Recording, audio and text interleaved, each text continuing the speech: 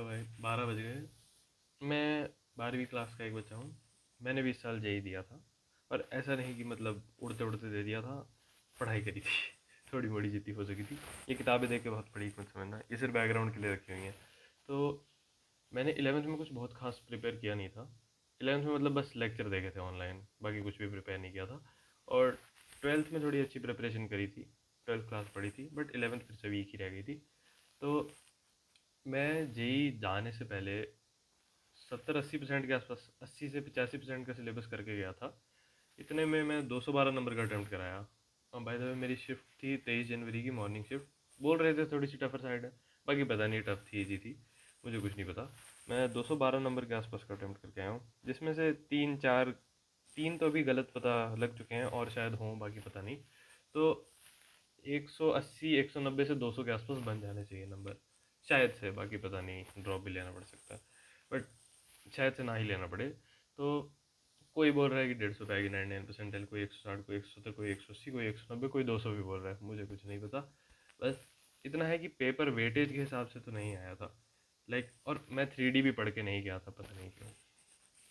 But 3D मेरे paper में दो सवाल आए थे, दो ही आए थे शायद से, हाँ दो आए थे। और वेक्टर का शायद से एक आया था, मुझे नहीं पता। बट जितना भी मैं करके गया था उतने हिसाब का मैं कर आया हूँ। पहले मैं बता ही देता हूँ मैं क्या क्या छोड़ के गया था। मैं मैथ्स में 3D छोड़ के गया था। और 3D छोड़ के नहीं गया था, बस एक फार्मूला याद करके गया था, वो shortest distance between skew lines वाला। और मैं प्रोबेबिलिटी भी छोड़ के गया था। प्रोबेबिलिटी तो मैं पूरी छोड़ के गया था, उसका भी एक सवाल आया।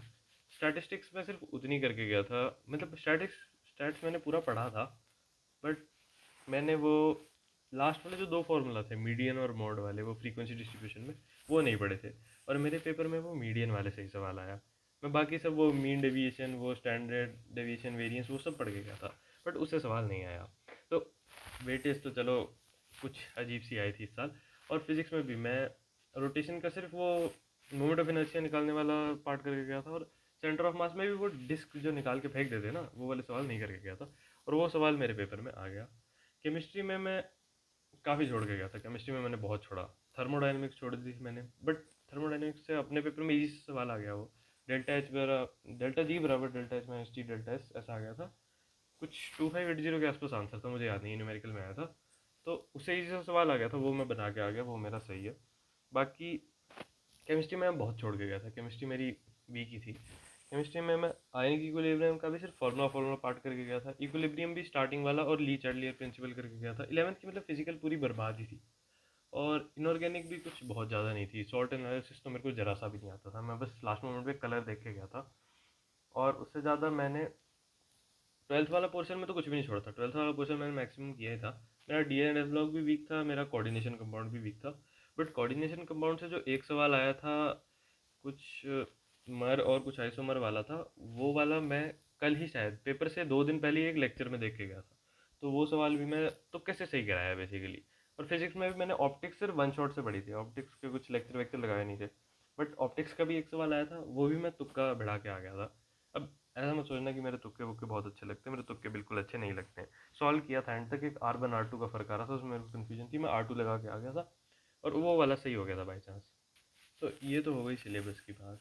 बाकी मेरा जेई का एक्सपीरियंस कुछ ऐसा बहुत वैसा ख़राब सा भी नहीं रहा और बहुत अच्छा सा भी नहीं रहा। मैं बहुत ज़्यादा खुश भी नहीं हूँ। अब 212 अटैम्प्ट करके खुश होना चाहिए, बट ऐसा है ना कि गलत भी कराया हूँ और बहुत ज़्यादा और कर भी सकता था अगर पढ़ा होता सही से। 11वीं में कुछ पढ़े नहीं थे, 12वीं में भी बहुत सारी चीज़ें छोड़ दी।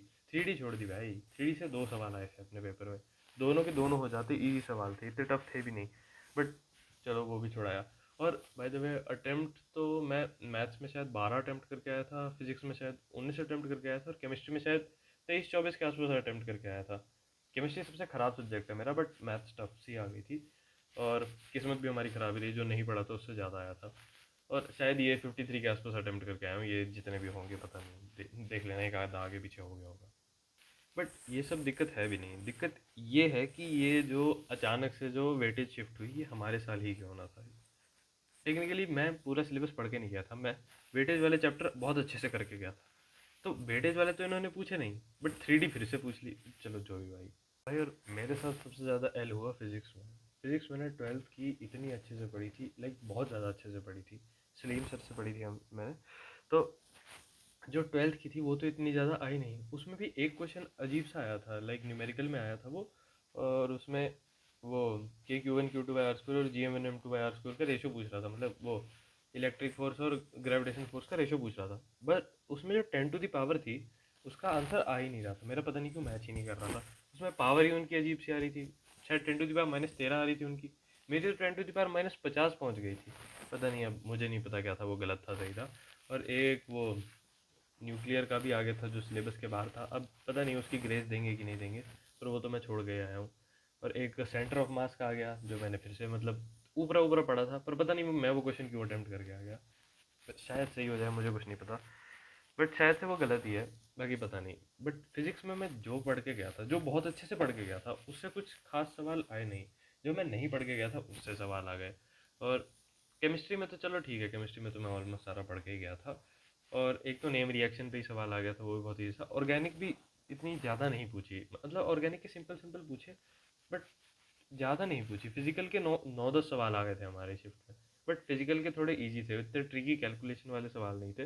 बट फिर भी ऑर्गेनिक मेरी सबसे अच्छी है, तो वो तो आई नहीं, और जो सबसे ख़राब है फिजिकल वो आ गई, तो बहुत अनलकी सा पेपर रहा था मेरे लिए तो।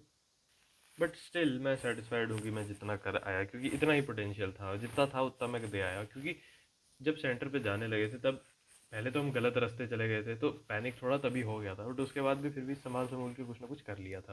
बट जितना भी है ठीक ही है, जितना करा है उतना करा है। अब 12th के बोर्ड हैं, बोर्ड कर लेंगे, उसके बाद पता नहीं मेंस 2 की प्रिपरेशन करूँगा या एडवांस की प्रिपरेशन करूँगा, मुझे कुछ नहीं पता। एडवांस के लिए तो पहले जो चैप्टर छोड़े हैं वही पढ़ने पड़ेंगे, बट उससे पहले बोर्ड्स हैं, बोर्ड्स की पढ़ाई करनी है। और ये फैमिली रिश्तेदार ये सब भी प्रेशर डालते ही हैं कि सिलेक्शन हो जाएगा कि नहीं हो जाएगा। तो पता नहीं भाई, मुझे कुछ नहीं पता। मुझे जितना पता था मैंने सब बता दिया, और मेरे को जितना भी मतलब मैं अटेम्प्ट करके आया था, जो सब मुझे बोलना था वो सब मैंने बोल दिया। अब तुम्हें कुछ कट ऑफ का कुछ आइडिया वाइडिया हो तो भाई बता देना, क्योंकि मुझे तो कोई आइडिया नहीं लग रहा है, हर कोई अलग अलग बोल रहा है। अब पता नहीं किसकी सुनूँ, सारे टीचर ही हैं, अब कोई गलत तो पढ़ाएगा नहीं। तो कुछ तो 200 बोल रहे हैं, कुछ 150 बोल रहे हैं, मुझे नहीं पता 99 कितने पे बनेगी। बट शायद से बन जानी चाहिए, बाकी कुछ नहीं पता मुझे। तो चलो भाई, इतना ही था मेरा जेई का एक्सपीरियंस। अब शायद से इसके अलावा तो कभी मैं वीडियो कुछ बनाऊंगा नहीं, ये एक ही बार बनाई थी, ताकि मैं बस चाहता था कि ये मेरे पास रह जाए, फ़ोन से डिलीट विलीट भी हो जाए तो यूट्यूब पे तो रहे कम से कम देखने के लिए। तो ठीक है भाई।